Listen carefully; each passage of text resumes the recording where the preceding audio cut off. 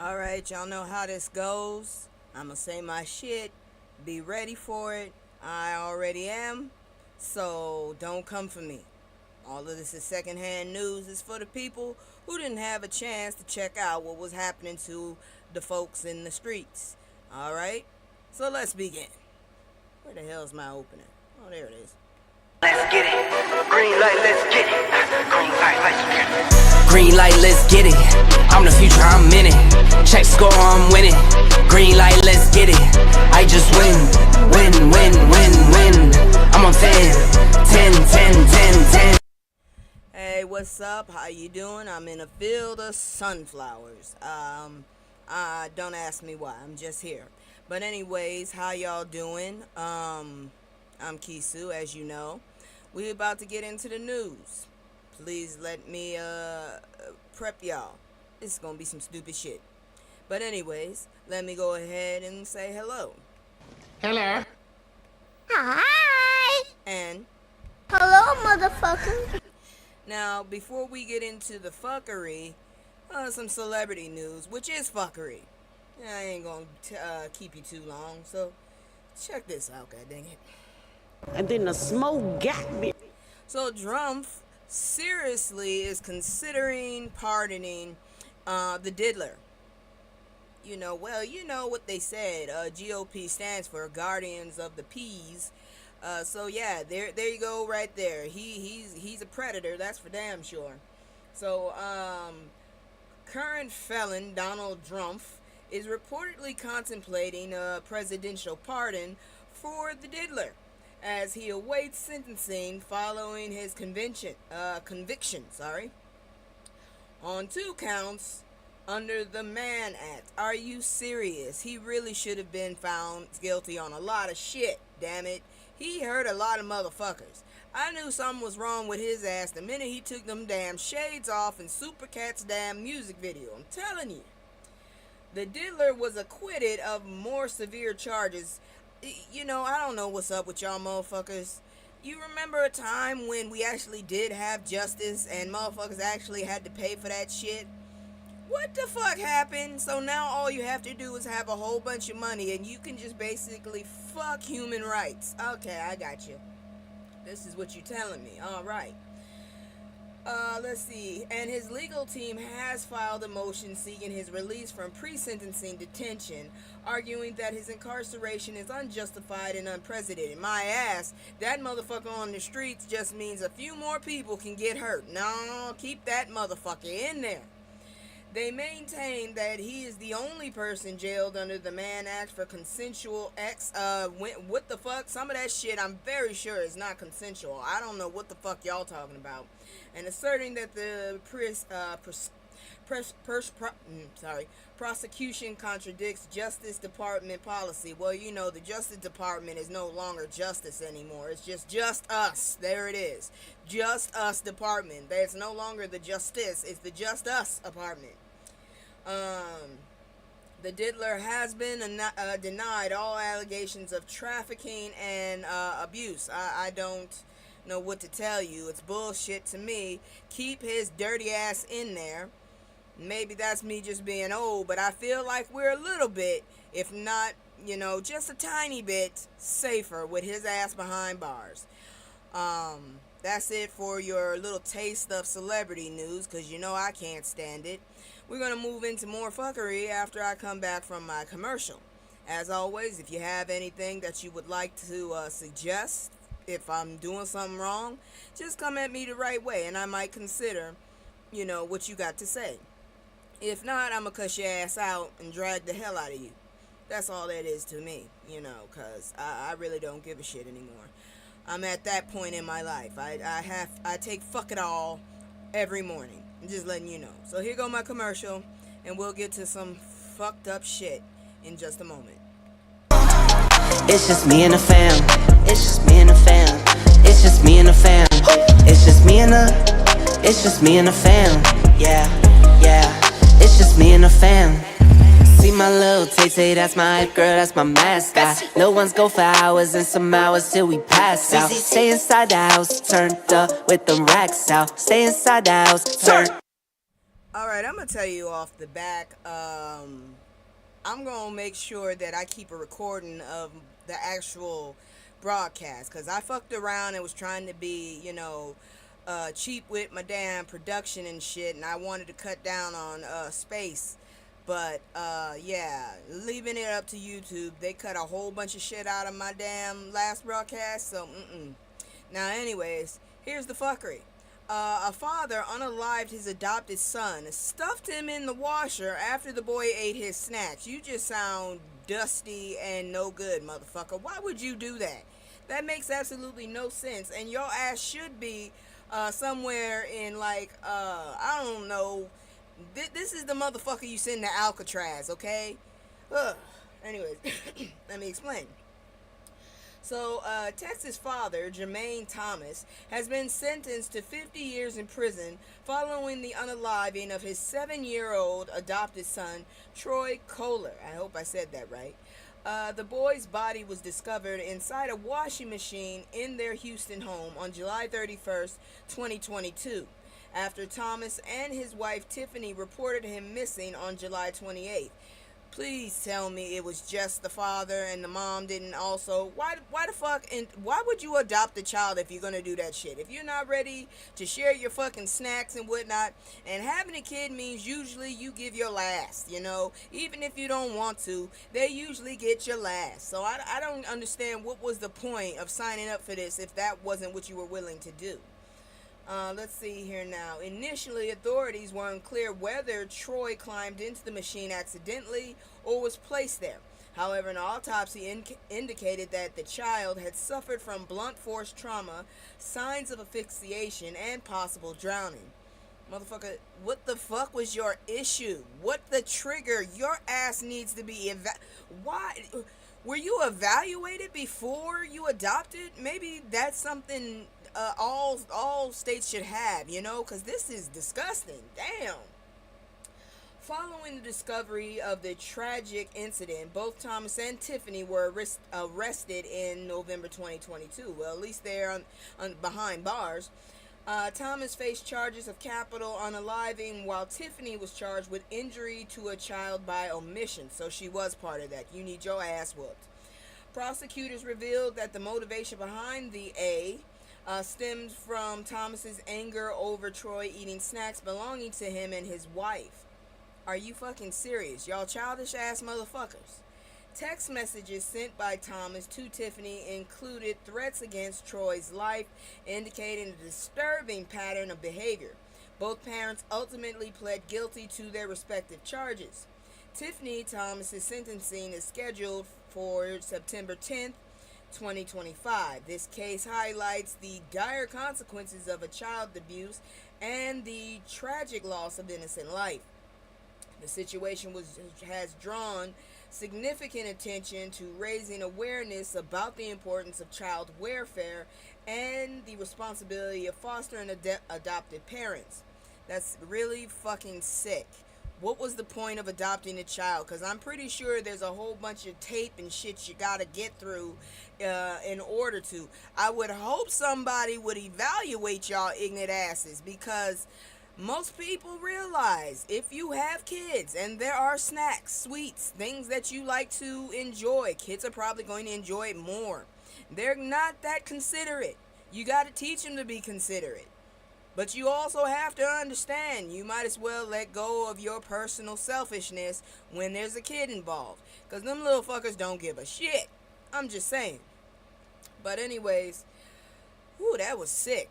Let's move on to the next story, because, like, seriously, that was super sick. Ah, damn it. Anyways, check this one out. Good grief. Hold on. These are sick-ass people, you know what I'm saying?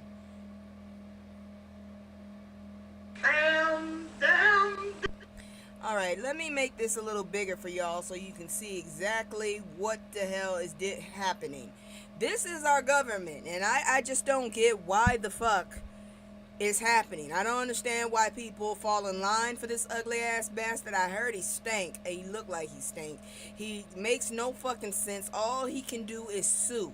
He's not even the richest motherfucker in the world, and everybody seems to be falling in line. You do realize that you can fight this motherfucker. Y'all, do you know how much y'all fought against Obama?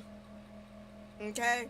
He couldn't do half the shit he tried to do because y'all motherfuckers fought against him. And he was the president. And he actually knew his fucking shit. Oh, anyways. So conspiracy theorist with a far-right ties gets top counter-terrorism job. I'm not fucking surprised. I'm very sure he's very mediocre at best and not qualified for this position. So, Joe Kent, a conspiracy theorist with extremist affiliations, has been confirmed as the new director of the National Counterterrorism Center by a Senate vote of 52 to 44. You guys are fucking idiots. You know that, right? You just put a fucking crazy-ass looking kid in power. Great. Democrats oppose his confirmation, citing that his connections to far-right extremists and the history of promoting conspiracy theories, while nearly all Republicans supported him. Kent's background includes ties to white nationalist figures and controversial statements regarding extremist groups and the integrity of the 2020 election. Critics include Senate Democrats have expressed concerns that his appointment could undermine national security and democracy. What the hell do you mean could? And as you can see, the length of my reports based on my real respect for the situation. This is bullshit, so I only gave y'all a paragraph. If you want more, you need to go check it out. I really can't stand the way he looks, and he got one of them faces that just make you want to punch him right in the fucking mouth. This dude, oh God, why do y'all keep giving these people, you know what, I don't care. As soon as I have enough money, I'm getting the hell out this damn country, me and my family, because this is ridiculous. I can't do this no more. Y'all motherfuckers want to destroy yourself, go for it, but you ain't taking me with you. That's for damn sure you ain't taking me. Oh, hell no. But we not done. We are not done. So check this next story out right quick. Oh, Lord have mercy. Emotional content. So what happens when we defund belonging in schools? The silent casualties tell the story. It seems like everything. I thought Bush fucked up everything, but no, we didn't know shit we was dealing with till this dumbass here. Oh Lord, the Neanderthal. Ugh. At the age of 6, the author realized that she did not belong due to her race on the first day of school in Galveston, Texas.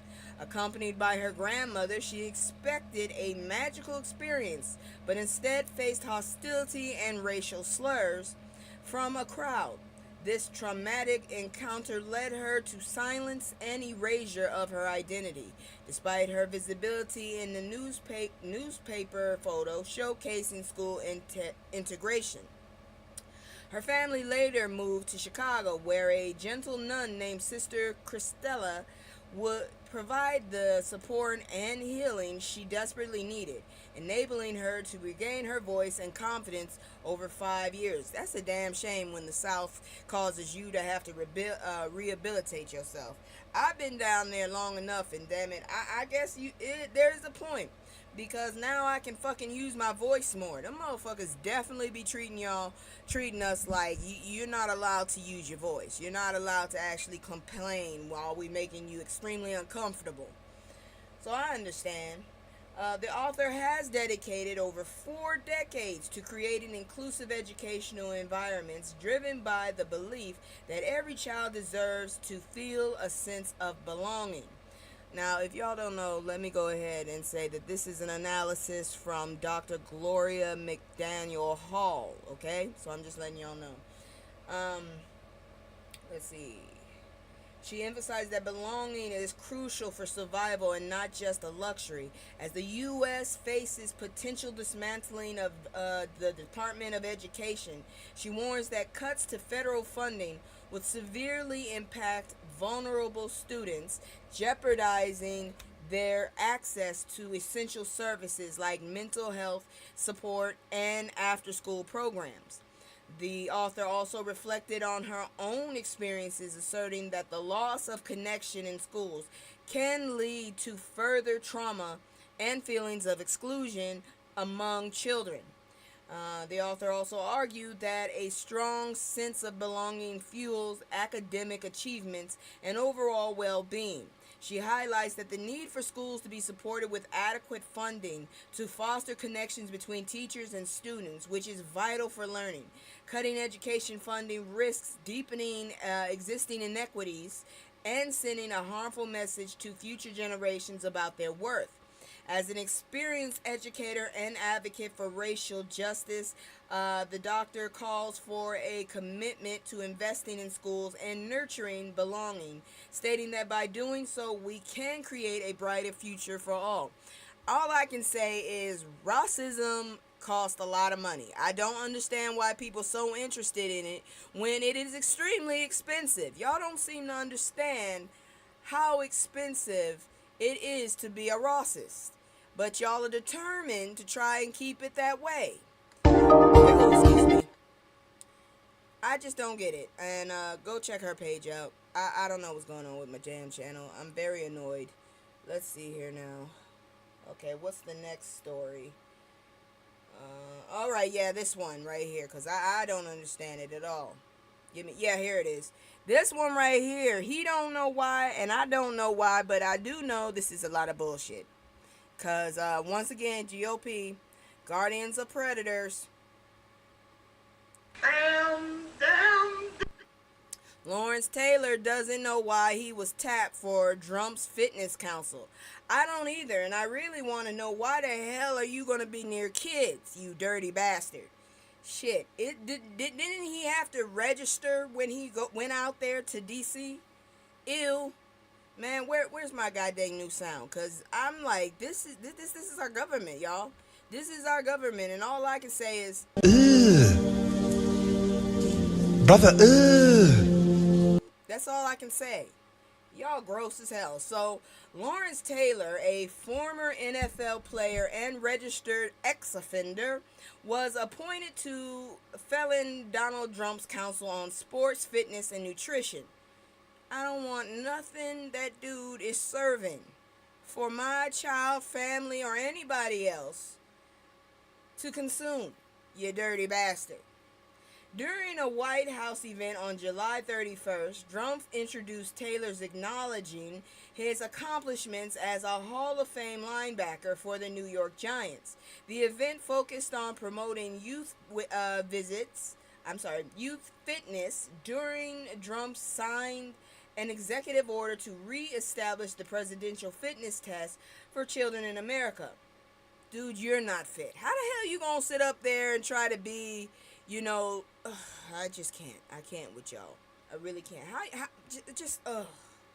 Anyways, let's see. Oh, Lord have mercy. This is just ridiculous. It really is. Alongside Taylor and other council members include golfer Bryson DeChambeau and Kansas City Chief kicker Harrison Butker. I'm not joking. Butker. It's Butker. You tell me how to say that. All I know is I don't know who the hell these people are, but I do now know that I will never live in a neighborhood near this bastard. At the event, Taylor expressed his confusion about his role on the council, stating, I don't know why he was chosen, but emphasized his willingness to contribute. Please don't contribute. We do not need you to contribute, sir. We want you to stay the hell away from our schools and kids. He stated, I'm just proud to be on this team. I bet you would. And expressed his intent to serve Trump to his best of his ability. Ew. Once again, where's my sound? Ew. brother, Ugh. Gross ass bastard. This admission highlighted the lack of clarity surrounding his involvement in the council aimed at promoting fitness among youth, particularly given his controversial background. Yeah, I don't want him near any youth. I really don't. Taylor's participation in the council sparked significant criticism from various media personalities and the public. Van Lathan, a media figure, criticized the appointment, referring to it as a troubling trend among influential figures. Many social media users question the appropriateness of inviting someone with Taylor's criminal history. You think? Oh, someone finally fucking used their brain. I can't believe it. Y'all some nasty bastards. That's all I'm gonna say. The backlash underscored broader concerns about Trump's association and decisions regarding individuals with questionable past, especially in initiatives related to youth. Y'all nasty. That's all I'm saying. Y'all need to stop hiring these nasty ass friends of y'all. I don't know who the fuck got the book. Burn it. Burn that contact book, whatever book it is, because apparently y'all are finding the creepiest, nastiest bastards from our past, and you bringing those bastards near us. Oh my goodness. So yeah. GOP definitely means Guardians of P. You know what I'm talking about. God dang it, these nasty ass assholes. I can't believe this. Woo-sa. Woo-sa. Alright, so we gonna move into the next bullshit. Check this out. God dang it. Emotional content. So, black unemployment under Trump reaches its highest rate since the panorama. Here's what it could mean. It means we need to take our asses to another country, if you ask me. I don't mind being Canadian, damn it. Sorry. I can say sorry. Not willingly, but I can. In July, the Department of Labor reported that black unemployment rose to 7.2%, the highest level since the onset of the panorama. Brandon Weathersby, a spokesperson for American Bridge 21st Century, criticized I'm telling you, I'm putting this shit through an AI and it keeps coming up former. Maybe it can tell the future. I hope it can. Current felon Donald Trump's arguing that if he views the increase as progress, it raises concern about his understanding of success. Weatherby pointed out that while Trump promotes tax breaks for billionaires, black unemployment continues to rise and quality job opportunities diminish. The unemployment rate for black Americans was previously at 5% during the Biden administration, indicating a troubling shift in employment trends. Current felon Donald Trump expressed frustration over the recent job report, which showed a disappointing increase of only 73,000 jobs. He took to social media to accuse the Bureau of Labor Statistics Commissioner of manipulating data to influence the upcoming elections.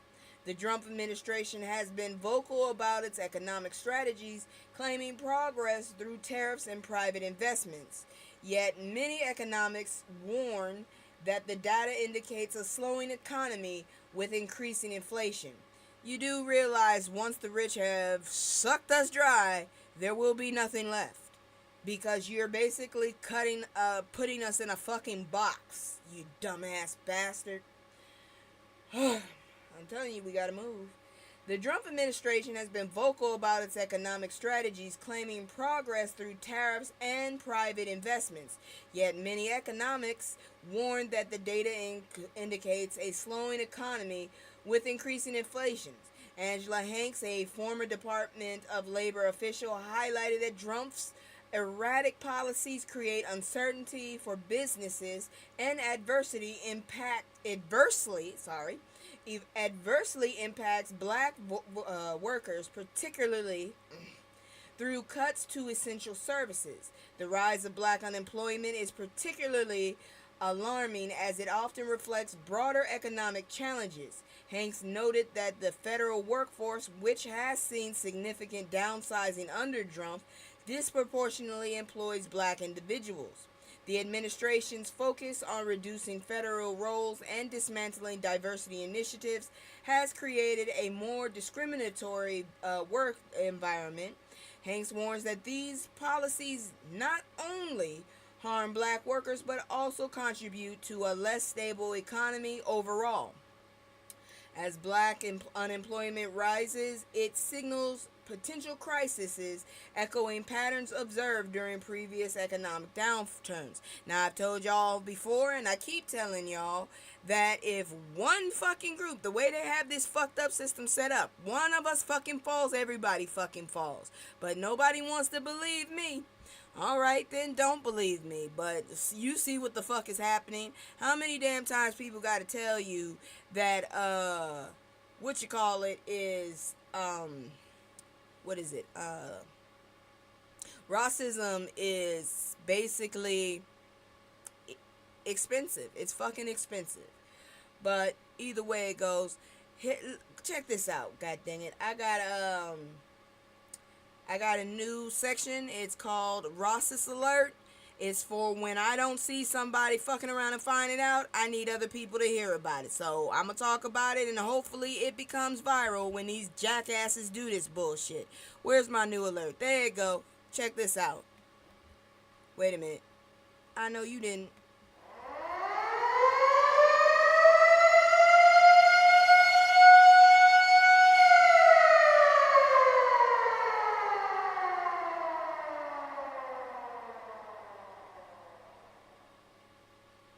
Alright, so, Florida white man, wife calls sales rep the N-word and threatens to hang him for doing his job, goes viral. Good. And I want to help put it out. So, apparently, let's look at this. A black man in Florida, I told y'all I hate this fucking state. I really do. It's a peen-shaped tumor, in my opinion. We just need to put all these jackasses on that motherfucker. Fuck these damn return to the land. Just take over Florida, and we'll take everybody else off of that bitch, okay? And put them somewhere else fun. They can make it fun some kind of way. But y'all asses got to go. Shit. So, a black man in Florida, identified as AJ, was subjected to racist slurs and death threats by a white couple while he was distributing information about utility upgrades for his job. Despite capturing the incident on video, the police stated no crime was committed.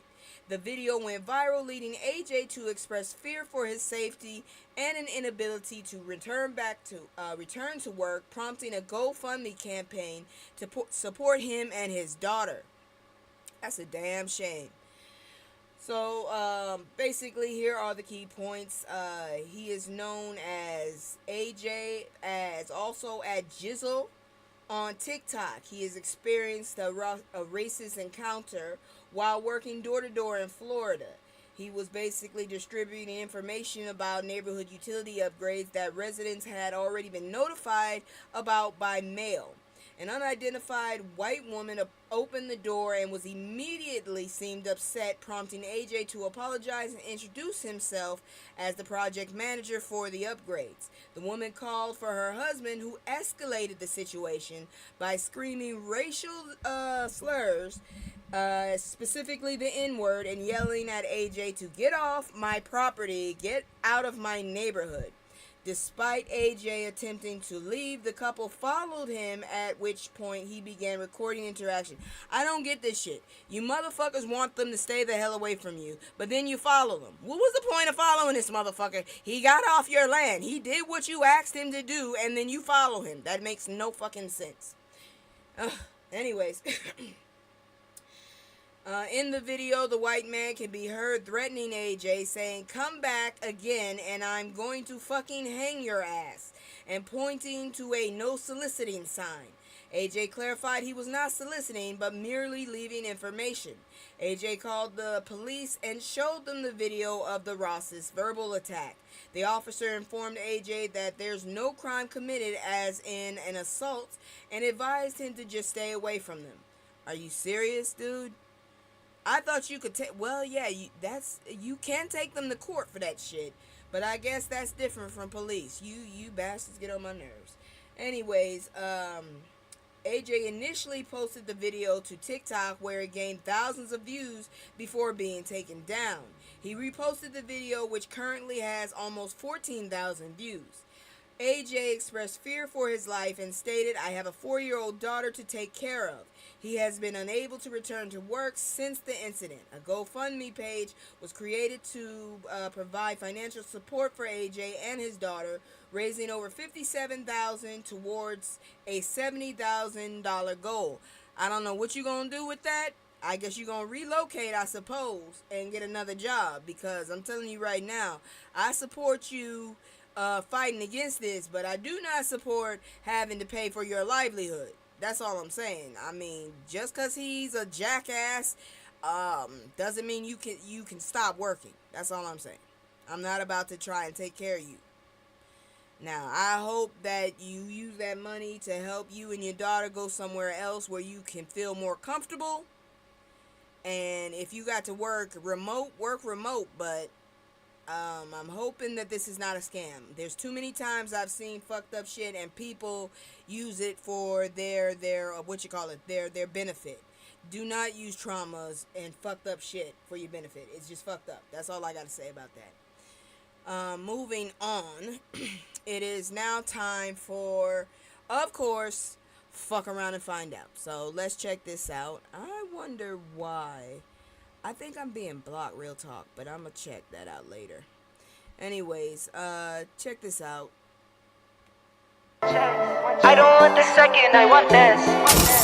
I'm all in my head, swear I'm a wreck. I've been moving like a hot mess.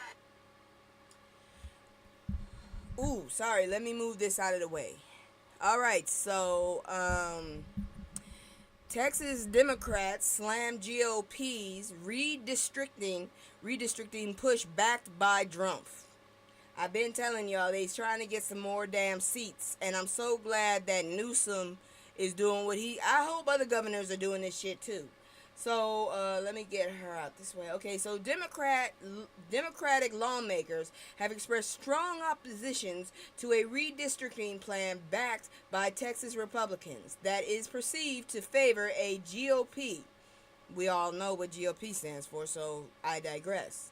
During a House committee on redistricting hearing on August 1st, tensions escalated as Democrats criticized the timing and transparency of the new map, which was unveiled shortly before the hearing. The proposal is expected to secure an additional 5 House seats for Republicans in 2026 election, reinforcing their slim majority. Democratic Representative John Rosenthal referred to the process as a sham and questioned whether state leadership underestimated the intelligence of Texas residents. Real talk, they doing all this shit, and I wonder, what if everybody just votes Democrat? What would you do then? What fucking bullshit would you pull? Because eventually people are gonna be like, wait a minute, stop, what, wait, huh? That's all I'm saying. Oh, this is some bullshit here. Alright, let me go stretch my leg here. Alright, there we go. Let's see. Republican leadership, including Chair Representative Cody Vasut and bill author Representative Todd Hunter, defended the expedited process and the partition nature of the redistricting map. They argued that the current U.S. Supreme Court rulings permit such actions. Hunter emphasized that the redistricting topic has been on the agenda for some time, and the timeline for these hearings was justified. Look, real talk, I don't believe a damn thing these motherfuckers be saying. I think they're lying, and I stand by that 10 toes down, damn it. Anyways, where was I? However, criticism, let's see. They argued that the current U.S. However, criticism arose concerning the lack of transparency as new maps were released after prior public hearings had taken place. Despite attempts by Democrats to initiate further public hearings, Vasut did not acknowledge their request. As the legislative session continues, Democrats are contemplating a boycott to disrupt the proceedings, fearing that if Republicans succeed in Texas, other states might replicate the strategy before the next census. The Republican majority holds 25 out of 38 congressional seats in Texas, and the new plan aims to create districts that significantly favor Trump in the upcoming election. So that must be the rich areas, because this motherfucker, if you ain't got no money and you dumb enough to still support this person, I don't know what to tell you. You are a lost cause. You need to get on that damn peen of a state and go on with them. Shit. Anyways, let's see here now. As the legislative boycott, okay. With a committee vote anticipated soon and full House debate expected shortly, after the situation remains tense as both parties navigate complexities of redistricting. Go ahead and do it. I heard California gonna do it too. I don't know which state is bigger anymore. I thought Texas was the biggest state, but shit, that's actually Alaska, ain't it? I don't know anymore. I gotta go study. This shit, the news is making me dumb. I gotta go study now, because I'm so fucking worried about this dumb, decrepit ass nacho taco in office that I start forgetting shit. Moving on, god dang it, moving on. So, Oklahoma cops are under fire over a Rahcist post promoting blood drive. Really, motherfuckers? You do realize that blood has nothing to do with skin color, right? It's blood. It's actually blue until it hits oxygen. What the fuck is wrong with y'all? Ugh. So the Owasso... Really? The Owasso Police Department in Oklahoma is facing a significant criticism for promoting a local blood drive using social media posts that include gang slang and racist imagery. In a now deleted Facebook post, the department shared an image of white hands making a gang sign, accompanied by a caption that used provocative language. Follow-up post featured animated characters from South Park, further perpetuating racial stereotypes. Community members, religious leaders, and advocacy groups have condemned these posts as deeply offensive and racially insensitive, highlighting the ongoing issue of racism within the societal systems. Local leaders have expressed their outrage over the post, with Pastor Chaz Glover labeling them as disgraceful and a stark reminder of the persistence of racism. Residents like Sultana Shong, I hope I said that right, because that actually starts with an X. Oh, Lord. Criticized the lack of accountability and appropriate responses from the police department, particularly given the city's African-American mayor.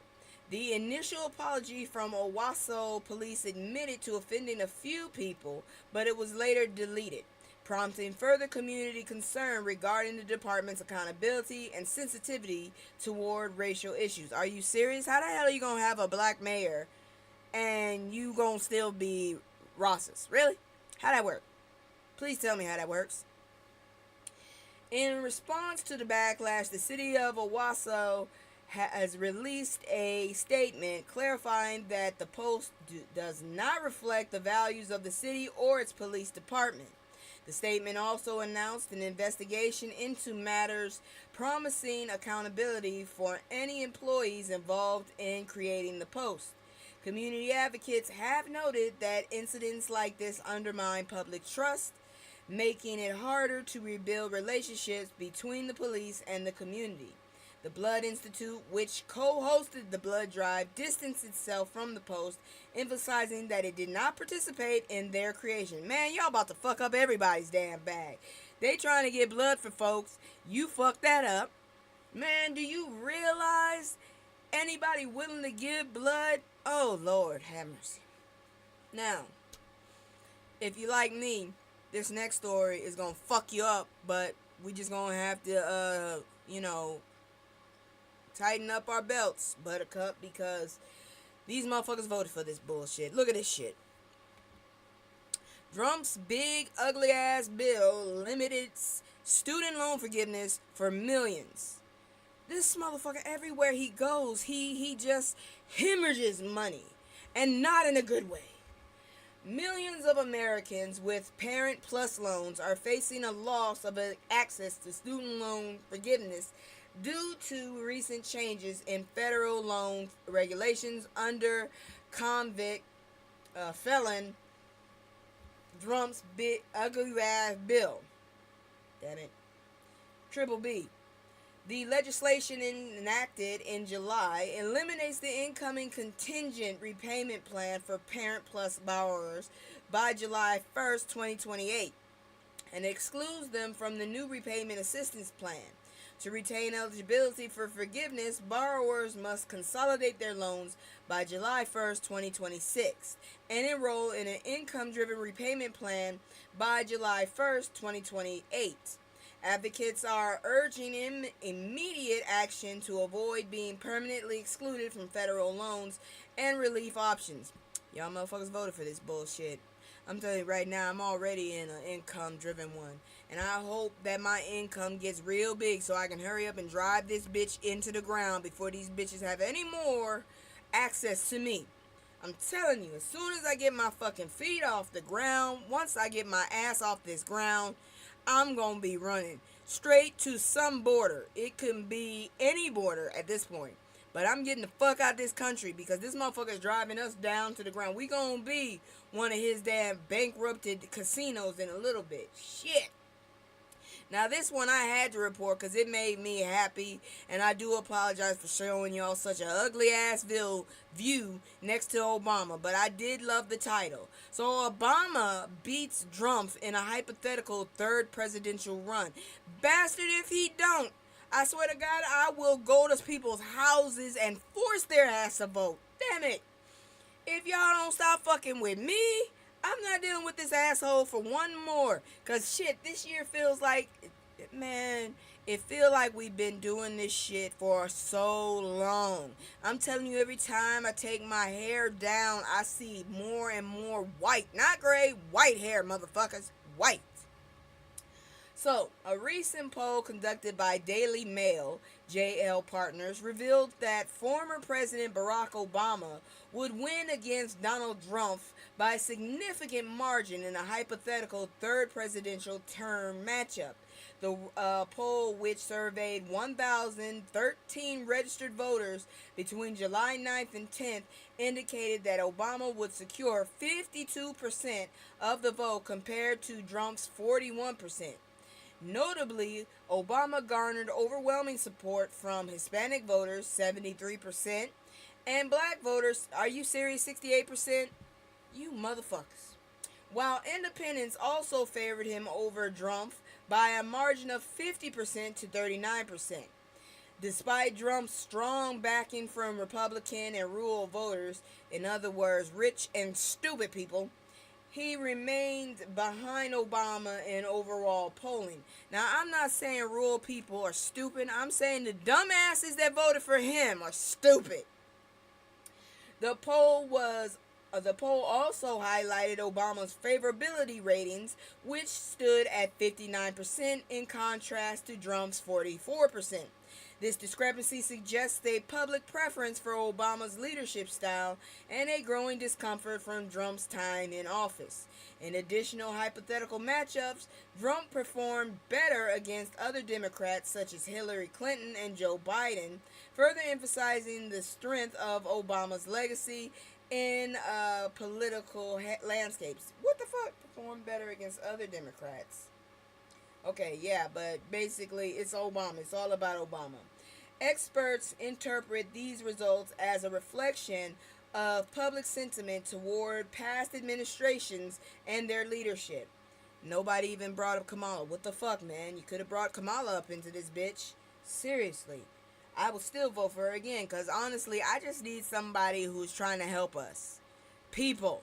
Not just black folks, but just people in general. Motherfuckers that are not rich. Motherfuckers who are just trying to live their best. Just trying to get to the next fucking day. Shit, man. Anyways, we gonna go ahead and move to the next one. Let's see here now. Okay, that's it for fuck around and find out, actually. So, the next thing that's up is, give me a second here. I don't know what the hell's going on. Next thing up is history. So hopefully, you know, things aren't as blech. Give me a second here. Let me move that. Oh yeah.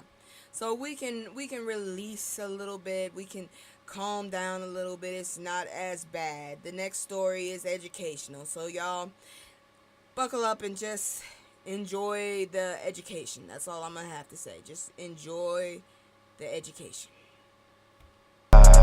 Yo, it's too many, hey, it's too many, yo, it's too many, yo, it's too many lies, look in my eyes, they know I'm the truth, knocking them down every time I step in the booth, we ain't gotta lie, they know we the vibe, we living in proof, it's young conscious, shoot my life a movie, I live in a spoof, ain't no sticking around, I'm on the move, I'm checking the dudes, yeah, it's only us two, so you know we copping that coupe, we on the roof, smoking dope, look at the view, yeah, we used to chill on the stoop, now we out here breaking the news, it ain't shit you. Okay, so little known Black history facts. June Bacon Bursey. I'm not too crazy about her last name, but let's talk about it. So, June Bacon Bursey was a trailblazer in meteorology, being the first Black woman to earn a degree in the field during the 1950s. Born on October 23, 1932 in Wichita, Kansas, she completed her undergraduate studies at the University of Kansas in 1954 and later obtained a master's degree from UCLA. Throughout her career, she worked with several federal organizations, including the National Weather Service and the United States Atomic Energy Commission. We need more people like this. Establishing herself as a respected figure in both aviation and weather science. Hey, did y'all hear that the poor boy that created energy from plastic is missing? I still need to look into that. I told y'all we needed to protect that little 21-year-old. Shit, what is his name? I gotta go check it out again. Anyways, in the 1970s, Bacon Bursey transitioned into television broadcasting in Buffalo, New York, where she became one of the few Black weather broadcasters of her time. She stepped into this role after her predecessor was arrested, marking a significant moment in her career. By 1979, she had ascended to a prominent position at the National Oceanic and Atmospheric Administration, or NOAA. You could have just told me NOAA. Further cementing her influence in the field. Throughout her career, Bacon Bursey was recognized for her contributions, being the first woman and African American woman to receive the American Meteorological Society seal of approval for television weather broadcasting. Bacon Bursey made significant contributions to both science and education. She played a key role in establishing a meteorology lab at Jackson State University and initiated an annual scholarship through the American Geophysical Union to support aspiring women in her field. Notably, she funded the scholarship after winning a substantial prize on the quiz show, the $128,000 question. That is a weird ass title. Why that amount? Anyways, her achievements earned her recognition from NASA as a minority pioneer for achievements in atmospheric sciences. Bacon Bursey passed away at the age of 90 on July 3, 2019, and was honored by Howard University for her scientific contributions, demonstrating her lasting impact on future generations. All I can say is, Queen, you did your shit. That's all I can say. And now it is time for this week in Black history. So if you ain't into history and shit, gone, cause this is about to get deep. Hold on, here we go. So, this week in Black, let me move some stuff around so I have full attention here. Alright, there we go. It's hot in here, but we gonna get this shit done. This week in Black history, July 30th to August 5th, 2025. If you don't know who this man is, your ass need to go back to school. So, July 30th, look at these pictures right here. Oh, Lord.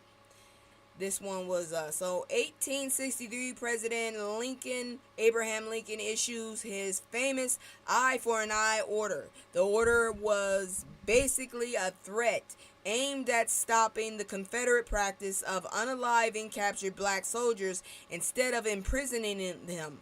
Lincoln threatened to unalive one captured rebel soldier for every black soldier unalived by the Confederates. In addition, he pledged to condemn one captured rebel soldier to life in prison at hard labor for every captured black soldier sold into slavery by rebelling Southerners.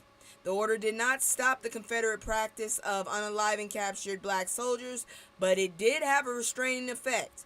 See, you got to fucking beat the hell out of these rabid-ass dogs. Sometimes you can't sit up there and try and pet, and hope the fucking dog don't bite you. Sometimes you gotta get a big stick and beat the shit out that motherfucker. I'm sorry. He too gone. He's rabid. In 1863, President, okay, I already said that one. This person here, you should know. But if you don't, we gonna talk about it. In 1945, activist minister Adam Clayton Powell Jr. is elected to Congress from Harlem, New York, becoming one of only 2 black people in Congress. I'm telling you, I hate when people say blacks. I hate it. The other was William Dawson of Chicago. Powell, however, would become the first truly powerful black politician figure on Capitol Hill. By 1961, he headed the influential Education and Labor Committee in the House of Representatives. Powell would steer more than 50 pieces of legislation through Congress. He also passed legislation making lynching a federal crime and bills to desegregate public schools and the military in addition. He almost single-handedly stopped, let me go ahead and turn this thing off before I use all the battery. Let's see. He also passed legislation, wait a minute, I missed something here. Let me go back. Alright, I'm going to go back to 1961, okay? By 1961, he headed the influential Education and Labor Committee in the House of Representatives. Powell would steer more than 50 pieces of legislation through Congress. He also passed legislation making lynching a federal crime and bills to desegregate public schools and the military. In addition, he almost single-handedly stopped Southern congressmen from using the word nigger during sessions on Congress. Despite his political influence, Powell constantly maintained the mass action is the most powerful force on earth. He died on April 4th, 1972. July 31st, let's look at it. This dude right here. Who is he? I don't know. 1874, Father Patrick Francis Healy becomes the first black president of a major white university when he is inaugurated on this day as president of Georgetown University. Healy was the first African American to earn a PhD. However, racial prejudice forced him to earn his degree in Europe, not the United States. Healy was born in Macon, Georgia in 1834 to a black slave woman and a white plantation owner who decided to acknowledge his 5 biracial children. They were all sent north to be educated. At least he acknowledged his kids. And at least he sent them to be educated. This dude, I swear to God, I thought he was white. He looked white. Damn. Look at that daggone Eve gene. They were all sent north to be educated. Although some felt he could have passed for white, Healy openly acknowledged his African ancestry. Healy died in 1910. Let's look at him one more time. This is a biracial man. Amazing. This guy right here, if you don't know, I don't know what to tell you, because he been in my face for the longest, because I live in Massachusetts. 1960s, Nation of Islam founder Elijah Muhammad calls for an all-black state in America. During a speech in New York City, Muhammad was a fearless critic of American discrimination against, and the mistreatment of black people. And he also advocated independent black-owned businesses, institutions, and religion. I don't mind it, but I still side-eye that dude. I still side-eye him. Because of what happened with Mr. Malcolm. Anyways, there goes Fishburne. In 1961, one of Hollywood's most talented and versatile performers and the recipient of a truckload of NAACP Image Awards, Lawrence John Fishburne III, is born on this day in Augusta, Georgia. He began his acting career in his first play, In My Many Names and Days, at the age of 10. August 1st, 1619, this is possibly the day that history of black people in America began. However, no one knows for sure the exact day that the ship arrived in Jamestown, Virginia, carrying at least 20 Africans who were sold as indentured slaves. Indentured servants. There is some authority that the ship arrived in late August. All that appears certain is that the month was August and the year was 1619. And 300 years later, my grandma was born. The beginning of black history in America. Now, I don't know what happened to this picture, so give me a moment so I can try and get it back up here, because I hate when people hide shit from me. Ooh, my wrist. Let me push on.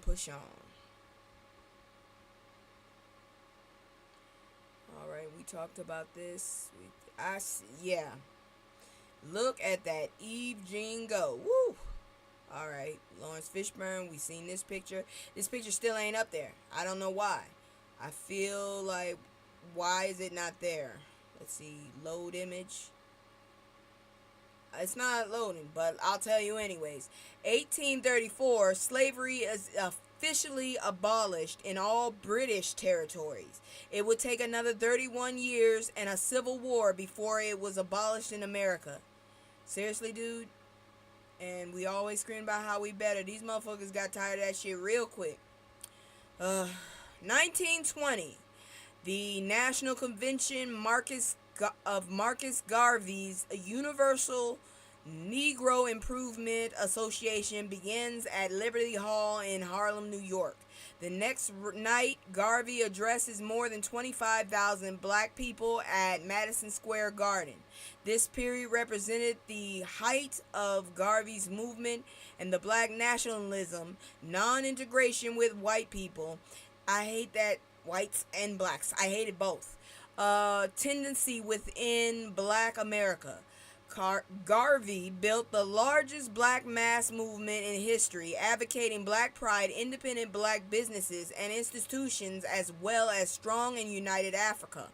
He also brought motivation and showmanship, unlike that of any other black organization before or since. We need another one of him. Seriously, we do.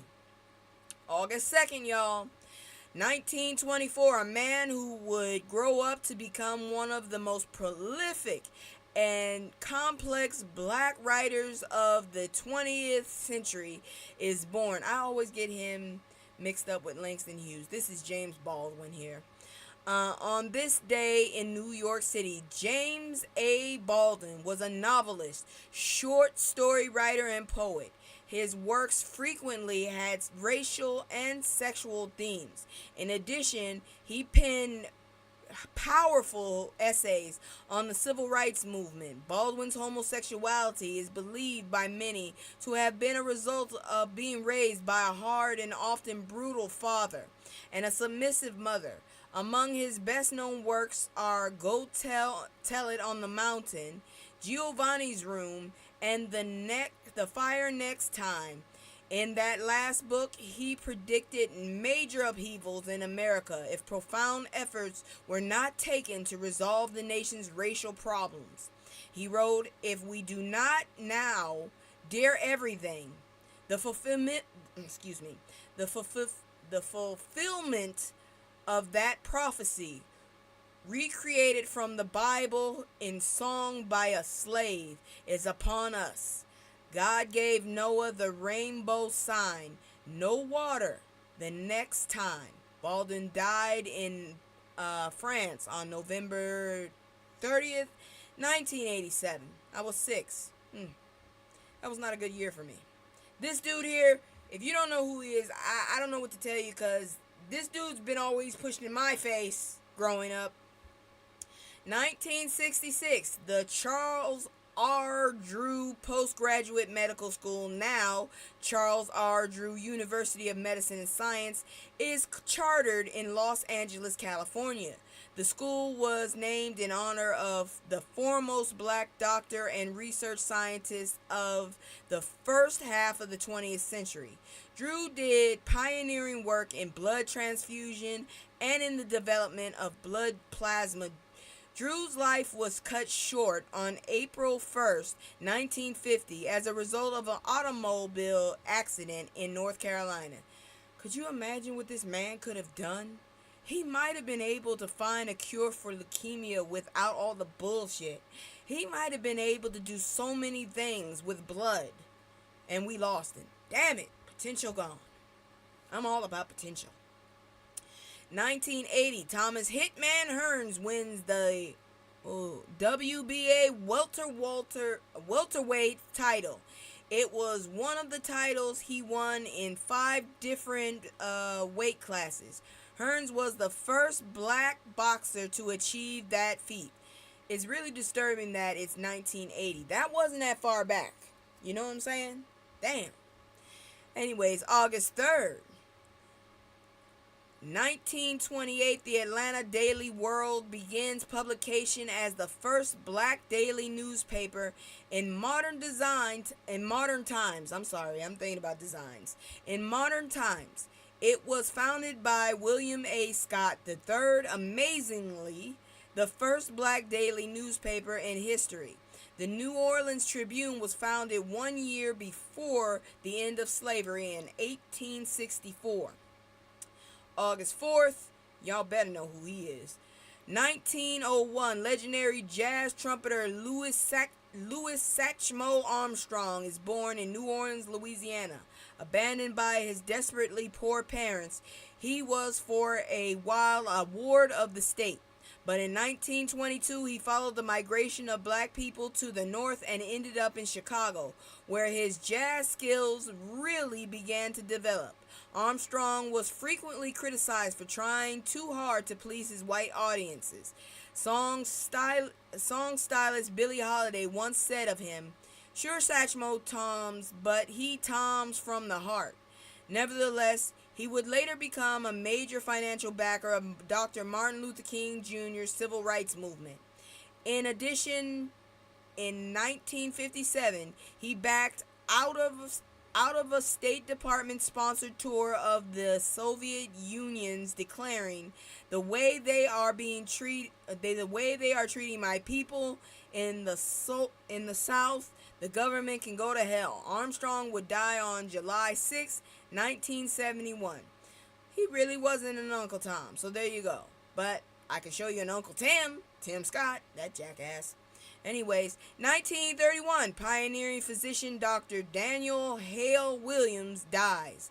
The Pennsylvania-born Williams was a principal founder of Chicago's Providence Hospital and helped train many of the nation's early black doctors and nurses. But he is probably best known for performing America's first successful open heart surgery. His patient, a young black man named James Cornish, would live for another 20 years after the surgery. 1964, the bodies of 3 civil rights workers are found on a farm near Philadelphia, Mississippi. The 3, 1 black and 2 white people, were participating in Freedom Summer, when thousands of people journeyed south to participate in the civil rights movement and help black people register to vote. James Chaney, Andrew Goodman, and Michael Schwerner were kidnapped on June 21st and unalived the same night. 18 white men, including several law enforcement officers, were indicted for the unaliving, but only 7 were convicted. One of the ringleaders, a local minister, that's a damn shame, named Edgar Allan Killen, would not be found guilty until June 21st, 2005. That's ridiculous. After the case had been reopened. Ironically, Killen was found guilty of manslaughter 41 years to the day that the 3 civil rights workers were unalived. The unaliving of Cheney, Goodman, and Schwerner helped galvanize support for the civil rights movement by turning much of the nation against the terrorist-type tactics being employed by those opposed to it. Ironically, Philadelphia, Mississippi elected its first black mayor in May 2009. That is fucking ridiculous. August 5th, 1865, President Andrew Johnson reverses an order giving land abandoned or confiscated from slave-owning white people to former black slaves. The order, Special Field Order Number 15, had been issued in January by conquering Union Major General William T. Sherman. He and his troop marched through the South. Over 40,000 ex-slaves had received over 400,000 acres of land in South Carolina, Georgia, and Florida. But after Lincoln was assassinated, Johnson reversed the order and returned the land to the white people. Johnson, a Southerner, did much to reverse the policies of Lincoln and stifle black progress for black people. Indeed, an argument can be made for President Johnson had a more negative post-Civil War impact on black progress than any president in American history. I don't know, because this jackass we got right now is doing pretty good, in my opinion. He doing pretty good with that bullshit. But that's it for your history. When I get back, I'm about to do my commercial. When I get back, we gonna talk about some other stuff, because, you know, it's just what I do. And I'm going to do it regardless. But it's going to be time for celebrity news. So check out my commercial and I'll be back. God dang it. This is some bullshit right here. I'm going to tell you that right now. And there's a cat over here. What are you doing? Just go into the goddamn bed. Sorry, y'all. We have these conversations and stuff. Hold on. Here we go. Alright, I'll be right back. It's just me and the fam. It's just me and the fam. It's just me and the fam. It's just me and the fam. Yeah, yeah. It's just me and the fam. See my little Tay-Tay, that's my hype girl, that's my mascot. Little ones go for hours and some hours till we pass out. Stay inside the house, turned up with them racks out. Stay inside the house, turn. Alright, we're back, and apparently Kim Kardashian wants us to wear shapewear on our faces, but an expert tells us the real deal. Man, Kim, if you don't leave us alone, motherfucker, do you not have enough money? I'm tired of y'all fucking grifters and shit. I don't know how y'all do it, but it's getting on my nerves. Let go. We want y'all to leave us alone, okay? We're still traumatized from the dumbass in office right now. Alright, so in an unsettling turn, Kim Kardashian's Skims line has introduced a seamless sculpt face wrap, sparking both curiosity and criticism. This new product, made with collagen-infused yarn and priced at $48, claims to help snatch the jawline. Okay, that sounds stupid as hell. But it has quickly sold out in both its clay and cocoa versions. The face wrap, secured with Velcro at the top of the head and nape of the neck, designed for comfortable daily wear to prevent double chins. You know what prevents double chins? Exercising. When you get a double chin, that's because you got enough fat to make one, okay? I'm just saying. However, the product has faced significant backlash, particularly from Black TikTok, where users widely dismiss it as ineffective or unnecessary. Critics have called it stupid and a scam, with one user likening its temporary effect to a sock mark on the ankle. Many question the high price, especially when cheaper alternatives are available on platforms like TikTok Shop and Amazon, and express skepticism that the general public truly needs such a beauty item. Ma'am, I don't want to look like you. You're pretty at best. I don't think you're beautiful. Your family is a hot mess, personally. Because I can't even say that y'all are actually pretty, because all of y'all seem to have gone under the knife. And I'm not stupid. Y'all irritate the fuck out of me. But I have to be fair, so this is what's going on in celebrity news. Medical experts also echo these doubts about this stupid shit here. Dr. Akshay Sanan, a board-certified facial plastic surgeon, states that the Skims face wrap is not a sculpting or lifting device, but rather resembles a post-operative wrap for facelifts or chin liposuction, offering little more than tight compression. He warns that prolonged use could cause skin indentation, creases, or even worsen skin laxity. So basically, you're going to have more droopage if you fuck with this shit. Let's see here now. By applying uneven pressure, emphasizing that no wrap can contour the face while professional medical procedures or proper skincare. No wrap can contour the face like professional medical procedures or proper skincare. So in other words, take care of your damn face and ignore these dumbasses. Moving on. Where's the celebrity news thingy? Which one? Which button? Because I always forget. Well, okay, let me try this. It ain't working. Did I delete myself? We'll find out. Anyways. Let me see. Okay, whatever. Moving on. So Shannon Sharpe faces $20 million lawsuit over false narratives tied to viral Usher concert moment. Dude, you just getting it on all ends. I don't know what the hell you did, but somebody mad at you.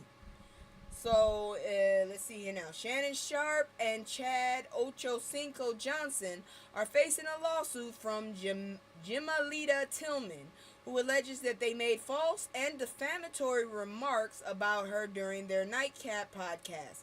Tillman claims that despite her participation as a fan at Usher concert on April 2nd, 2025, the defendants falsely suggested that she was married and undergoing a divorce, which she publicly denied.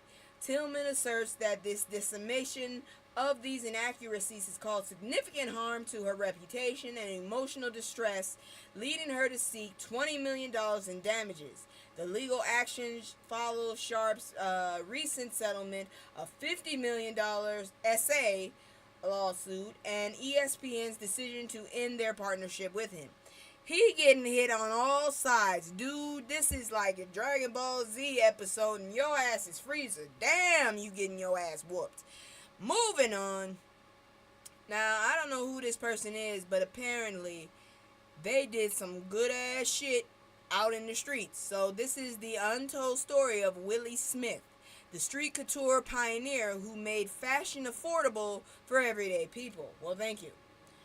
Willie Smith, a pioneering American fashion designer, redefined streetwear by creating Willie Wear in 1976, a brand known for gender-neutral, affordable, and culturally influenced designs. He democratized fashion, making high-quality style accessible to everyday people, and integrated art, film, and performance into his work. Despite his untimely death in 1987, his legacy continues to influence modern design, cementing his status as a true innovator who challenges traditional fashion norms.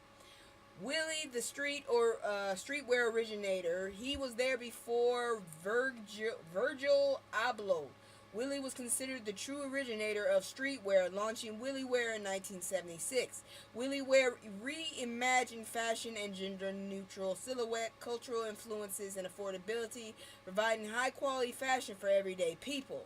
Smith integrated art, film, and performance into his work, bringing fashion to galleries, dance stages, and city street walks, and redefined fashion rather than just influencing it.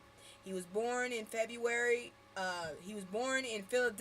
in February 1948. Willie Donnell Smith was a revolutionary American fashion designer. He studied fashion illustration at Philadelphia College of Art and later earned 2 scholarships to Parsons School of Design in New York in 1965, while freelancing as a designer. During school, Smith worked as a freelancer for fashion heavyweights like Arnold Scassi and Bobby Brooks Sportswear. After 2 years at Parsons, he began designing for Digits, a sportswear company focusing on comfort and practicality. Co-founded with Lori Mallet in 1976, Willie Wear seamlessly blended street style with high fashion and challenged the notion that fashion was reserved for the elite.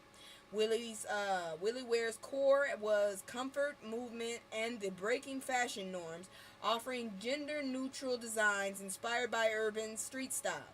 Smith's creative vision extended beyond the runway. He designed costumes for the Bill T. Jones, Arnie Zane Dance Company dancers on Soul Train, and Spike Lee's School Days, viewing these partnerships as storytelling and cultural connections. By 1986, Willie Wear was carried in over 500 stores worldwide and had grossed more than $25 million in revenue.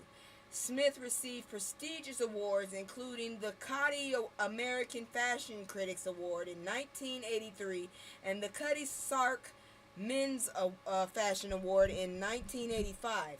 His career was cut short by his death on April 17, 1987, at the age of 39 due to complications from shigellosis and pneumonia contracted during a trip to India. An autopsy revealed he was HIV positive, and his death was considered AIDS-related, though he was unaware of his diagnosis. His passing was a profound loss, as he was one of the most influential American designers of the time. In 2020, the Cooper Smithsonian Design Museum hosted Willie Smith Street Couture, the first major museum exhibition dedicated to his life and work, highlighting the approach and collaboration and visions. The exhibition reignited conversations about black creatives in fashion and reaffirmed Smith's role as a pioneer of streetwear and design. Willie Smith's influence remains a blueprint for the fashion landscape, reshaping how designers think about fashion, evident in brands like Telfar and Pyer Moss. Smith famously stated, "I don't design clothes for the queen, but for the people who wave at her as she goes by," embodying his spirit of creating stylish, comfortable, and affordable clothing for everyday people. He paved the way for contemporary influential designers such as Virgil Abloh, Kirby, Jean Raymond, Pyer Moss, and Telfar Clemens, empowering them to maintain streetwear culture. I don't know who any of them damn people are. Telfar's motto, "Not for you, for everyone," echoes Smith's mission to design for real people, not just the elite. Smith addresses issues of race, fashion, class, and creativity, remaining deeply relevant in fashion today, and his legacy serves as a blueprint for modern fashion disruptors. Sir, I salute you. I have never seen your work, but damn it, I salute you. And quite frankly, seriously, yeah, I've never seen your work. I wasn't allowed to do that. But moving on, Sha'Carri. I really hate that damn dress. Sha'Carri Richardson is in some trouble, but it's not what you think. So, apparently, Sha'Carri Richardson, the Olympic runner, was recently arrested and charged with fourth-degree DV assault against her boyfriend Christian Coleman at the Seattle-Tacoma International Airport on July 27th. Why did you do it in public, girl? Lord have mercy. An officer witnessed Richardson shoving Coleman multiple times and throwing headphones at him, leading to her arrest despite Coleman refusing to press charges. She was held for approximately 19 hours and released with the case subsequently cleared. Why would you arrest her if the person is telling you, I don't want to press charges? The fuck is with that? Y'all need to stop trying to do shit for people. Again, stay in your lane, as I said. The incident occurred shortly after both Richardson and Coleman competed in the preliminary rounds of the USATF Outdoor Championship on July 31st, where Richardson achieved her best time and expressed optimism about her performance. USA Track and Field has acknowledged the reports but declined to comment on the matter.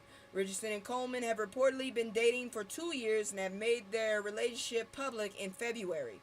Richardson is a prominent figure in track and field and celebrated for her speed as an inspiration to many. She earned a silver medal in the 100-meter dash at the 2024 Paris Olympics, running it in 10.87 seconds. This recent legal issue is a kind of trouble for the athlete, who is usually known for her athletic achievements. I think y'all full of shit, honestly. This really doesn't need to be done, but okay, whatever the fuck, go for it. You want to fuck with her, go for it. It's all you're gonna do is waste your time. Do it. Go ahead. Do it. You want to waste your time, go ahead. Waste your fucking time. Now, before I move on, let me go ahead and shout out this young lady, CBD Honey Lips. This is a very interesting looking product. I might go ahead and buy myself some. Personally, I probably need it. She can be located in the New York area. It's black owned. Please do consider it. Here we go.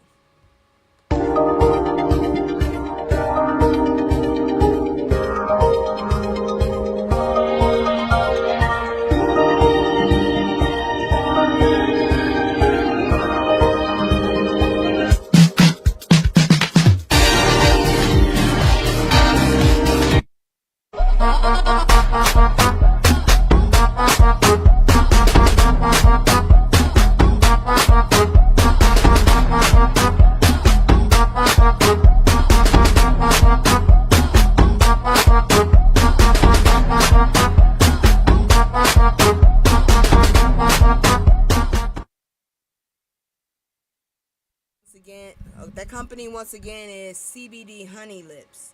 So if you're interested, you can find her on Instagram and I believe on Threads. CBD Honey Lips. I'm gonna go check that out once I freaking get a job. Anyways, it is time for health. So let me see if I got this button right, cause damn it, that be getting on my nerves. What is health? Okay, let's try it. We are at war. So, Deion Sanders wants you to get tested for bladder cancer. My mother is getting tested for all kind of shit soon, so I'm happy about that. So, Deion Sanders, also known as Coach Prime, disclosed his recent surgery for bladder cancer during a recent conference on July 28th. He underwent a procedure to remove his bladder and had a new one constructed, leading to a cancer-free status. Sanders revealed that he discovered his cancer during follow-up tests related to previous health issues, including blood clots that resulted in the amputation of 2 of his toes in 2021. He emphasized the significance of routine screenings, urging men to get checked as his cancer diagnosis came from tests intended for other health concerns. Following the surgery, Sanders candidly discussed the ongoing challenges he faced, particularly, I hate that so much, related to changes in his bodily functions. He mentioned difficulties in controlling his bladder and the need for frequent health bathroom trips. Even during the night, his transparency about these issues reflects a commitment to raising awareness about bladder cancer and the realities of living with its aftermath. Sanders also indicated that he might require workplace accommodations due to these changes. Humorously, He acknowledging the situation while underscoring its seriousness. Dude, you falling apart. Damn. What the hell did you do when you was young so we can all avoid that? Oh my lord. In addressing the stigma surrounding bladder cancer, Sanders encouraged proactive health measures and emphasized the importance of social support during such challenges. He shared a video of himself heading to surgery with a friend by his side. It was Carucci. Don't play around. It was Carucci. Statistics show that bladder cancer is common, particularly among older adults and certain demographics, with smoking and chemical exposures as notable risk factors. Sanders' experiences serves to remind others about the importance of early detection and screening, as these significantly improve treatment outcome. Take care of yourselves. That's all I can say. Moving on into health, let's talk about your eyes. Shade, no shade, your guide to stylish and safe summer wear. I'm not going to hold you too long. So, when selecting sunglasses, it's crucial to prioritize eye protection, including proper UV coverage and frame size. Utinzi Miller, an expert obstetrician, emphasizes that summer eyewear trends favor transitional lenses with polarized options, which not only enhance style but also provide significant UV protection. Additionally, she recommends features like polarized lenses to reduce glare, anti-reflective coatings for improved clarity, and specialized eyewear for active lifestyles, underscoring the necessity of investing in quality frames that meet industry safety standards to ensure optimal eye health during outdoor activities. So, in other words, put your damn shades on. I didn't think I needed shades until I tried driving on a sunny day. Oh my God, I was like, what the hell? I can't see. Now, anyways, I'm about to go ahead and put this little message up. It's about 4 minutes. If you've seen it before, you can go ahead and ignore it. But if you haven't, go ahead and listen. And I'll be right back with the palate cleanser for tonight. Hope you don't mind. Give me just a moment. I'm getting everything ready for it. All right, there we go. And let's begin. Welcome. The Black Revolutionary Collective is focused on securing both economic and political power for all Black people in the African diaspora, teaching our people the fullness of their history, and restoring Black unity on a global scale. We have chapters forming all over the world. It's an exciting time. We are an unapologetically Black organization because we believe that Black people must be empowered to save themselves. It has nothing to do with hate and everything to do with unity, our global Black unity. BRC membership is only for those ready to do the real work in their communities. You must be willing to be boots on the ground. In order to rebuild our communities, we must fix the key elements affecting our communities. Therefore, every local chapter will have the following departments: the youth department, the homeless department, the political department, the economic department, the prison to home department, and the community events department. In order to become a BRC member, you must first agree with our platform and our rules. This is a summarized version of the 10-point platform. It's also available in full on our website at blackrevolutionarycollective.com. Number 1, we want the immediate end to systemic racism in America and abroad. Number 2, we want the immediate end to police brutality. Number 3, Black people must own the majority of the businesses and land in our communities. Number 4, all majority Black schools must be fully funded and controlled by the Black community. Number 5, we demand equal pay and reparations to finally end the wage gap for all Black people. Number 6, we will unite the Black vote and cultivate leaders that will represent our national Black legislative agenda. Number 7, we demand the end to all unjust practices carried out by the justice system in America and abroad. Number 8, we demand the full withdrawal of all colonizers on the continent of our motherland, Africa. Number 9, we demand the immediate end of all Black gangs across the globe for the betterment of our communities. We must stop and we will stop the flood of guns and drugs into our communities. Number 10, We will defend ourselves and our communities against any person or group that wishes to harm us. We have this right under the law, both in America and abroad. Next is our code of conduct, which are the rules for all BRC members. We have a zero tolerance policy because we understand